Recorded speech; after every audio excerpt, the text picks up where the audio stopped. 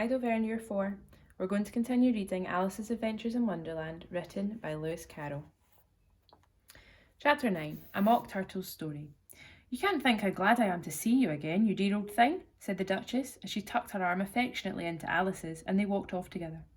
Alice was very glad to find her in such a pleasant temper, and thought to herself that perhaps it was only the pepper that had made her so savage when they met in the kitchen. "When I'm a Duchess," she said to herself, not in a very hopeful tone though, "I won't have any pepper in my kitchen at all. Soup does very well without. Maybe it's always pepper that makes people hot-tempered," she went on, very much pleased at having found out a new kind of rule. "And vinegar that makes them sour, and chamomile that makes them bitter, and barley sugar, and that's such things that make children sweet-tempered. I only wish people knew that. Then they wouldn't be so stingy about it, you know." She'd quite forgotten the Duchess by this time, and was a little startled when they heard her voice close to her ear. "You're thinking about something, my dear, and that makes you forget to talk. I can't tell you just now what the moral of that is, but I shall remember it in a bit." "Perhaps it hasn't one," Alice ventured to remark. "Tut, tut, child," said the Duchess. "Everything's got a moral, if only you can find it." And she squeezed herself up closer to Alice's side as she spoke. Alice did not much like keeping so close to her. First, because the Duchess was very ugly, and secondly, because she was exactly the right height to rest her chin upon Alice's shoulder, and it was an uncomfortably sharp chin. However, she did not like to be rude, so she bore it as well as she could. "The game's going on rather better now," she said, by way of keeping up the conversation a little. "'Tis so," said the Duchess, "and the moral of that is, oh, 'tis love that makes the world go round." "Somebody said," Alice whispered, "that it's done by everybody minding their own business." "Ah, well, it means much the same thing," and the Duchess digging her sharp little chin into Alice's shoulder as she added, "and the moral of that is, take care of the sounds, and the sounds will take care of themselves." How fond she is of finding morals in things, Alice thought to herself. "I dare say you're wondering why I don't put my arm round your waist," the Duchess said after a pause. "The reason is that I'm doubtful about the temper of your flamingo.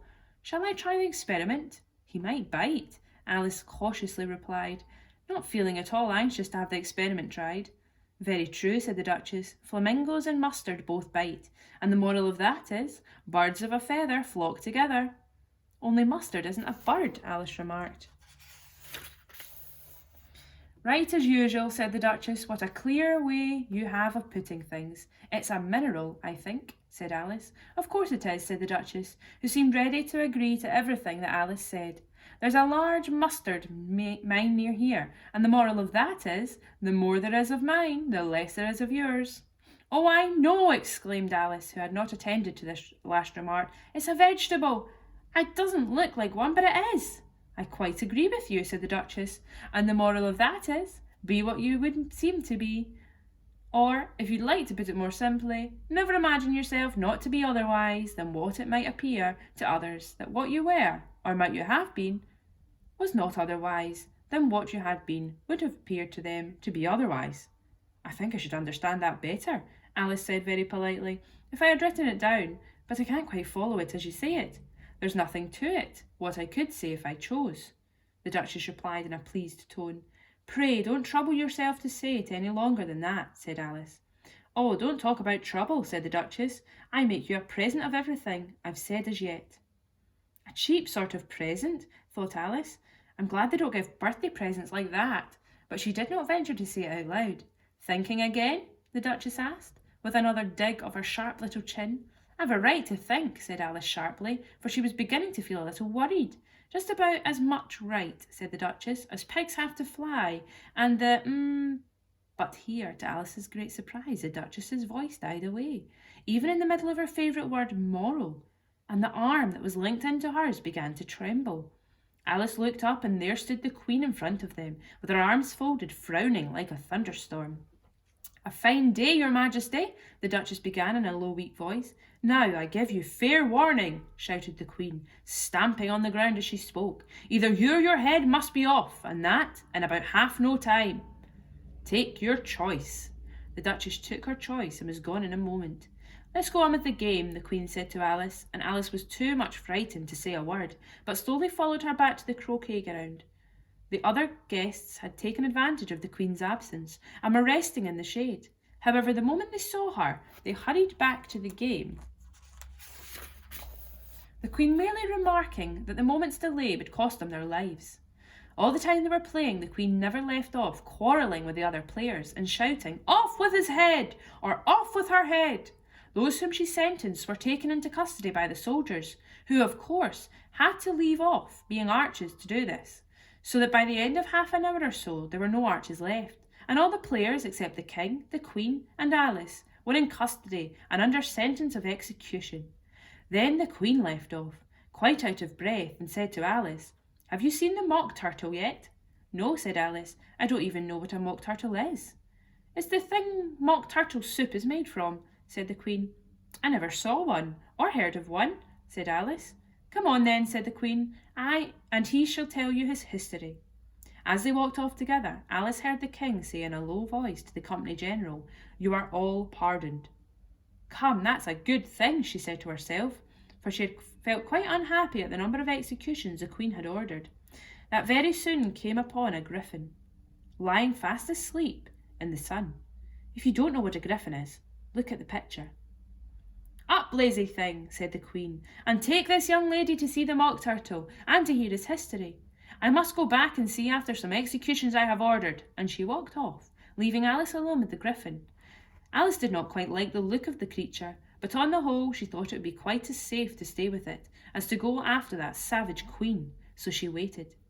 The griffin sat up and rubbed its eyes. Then it watched the Queen till she was out of sight. Then it chuckled. "What fun!" said the griffin, half to itself, half to Alice. "What is the fun?" said Alice. "Why, she," said the griffin. "It's all her fancy, that. They never executes nobody, you know. Come on." "Everybody says 'come on' here," thought Alice, as she went slowly after it. "I never was so ordered about it in my life, really." They had not gone far before they saw the mock turtle in the distance, sitting sad and lonely on the little ledge of rock, and as they came nearer, Alice could hear him sighing as if his heart would break. She pitied him deeply. "What is his sorrow?" she asked the griffin, and the griffin answered, very nearly in the same words as before, "It's all his fancy, that. He hasn't got no sorrow, you know. Come on."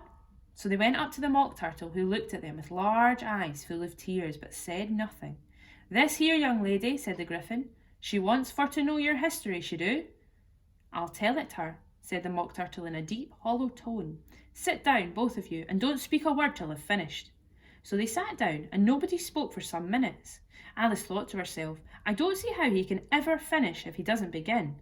But she waited patiently. "Once," said the mock turtle at last, with a deep sigh, "I was a real turtle." These words were followed by a very long silence, broken only by an occasional exclamation of "Grrr" from the griffin, and the constant heavy sobbing of the mock turtle. Alice was very nearly getting up and saying, "Thank you, sir, for your interesting story," but she could not help thinking there must be more to come, so she sat still and said nothing. "When we were little," the mock turtle went on at last, more calmly, though still sobbing a little now and then, "we went to school in the sea. The master was an old turtle. We used to call him Tortoise." "Why did you call him Tortoise if he wasn't alone?" Alice asked. "We called him Tortoise because he caught us," said the mock turtle angrily. "Really, you are very dull." "You ought to be ashamed of yourself for asking such a simple question," said the griffin. And then they both sat silently and looked at poor Alice, who felt ready to sink into the earth. At last the griffin said to the mock turtle, "Drive on, old fellow, don't be all day about it."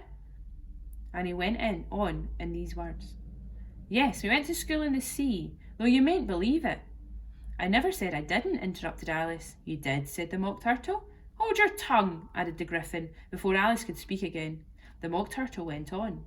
"We had the best of educations. In fact, we went to school every day." "I've been to a day school too," said Alice. "You needn't be so proud as all that."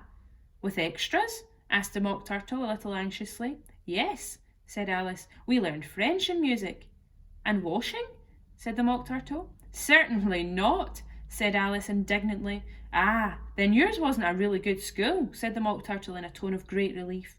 Now, at ours, they had at the end of the bill French, music, and washing. Extra. "You couldn't have wanted it much," said Alice, "living at the bottom of the sea." I couldn't afford to learn it, said the Mock Turtle, with a sigh. I only took the regular course. What was that? inquired Alice. Reeling and writing. Of course, to begin with, the Mock Turtle replied, and then the different branches of arithmetic. Ambition, distraction, uglification, and derision. I never heard of uglification, Alice ventured to say. What is it? The Griffin lifted up both its paws in surprise. What? Never heard of uglify, eh? It exclaimed. You know what to beautify is, I suppose?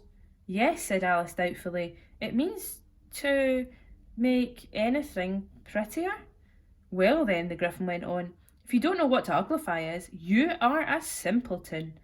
Alice did not feel encouraged to ask any more questions about it, so she turned to the Mock Turtle and said, What else had you to learn? Well, there was mystery, the Mock Turtle replied, counting off the subjects on his flappers. Mystery, ancient and modern, with seaography, then drawing. The drawing master was an old conger eel that used to come once a week. He taught us drawing, stretching, and fainting in coils. What was that like? Said Alice. Well, I can't show it to you myself, the Mock Turtle said. I'm too stiff, and the Griffin never learnt it. Hadn't time, said the Griffin. I went to the classical master, though. He was an old crab, he was. I never went to him, the Mock Turtle said with a sigh. He taught laughing and grief, they used to say. So he did, said the Griffin, sighing in his turn, and both creatures hid their faces in their paws. And how many hours a day did you do lessons? Said Alice in a hurry to change the subject. 10 hours the first day, said the Mock Turtle, 9 the next, and so on. What a curious plan, exclaimed Alice. That's the reason they're called lessons, the Griffin remarked, because they lesson from day to day. This was quite a new idea to Alice, and she thought it over a little before she made her next remark. Then the 11th day must have been a holiday.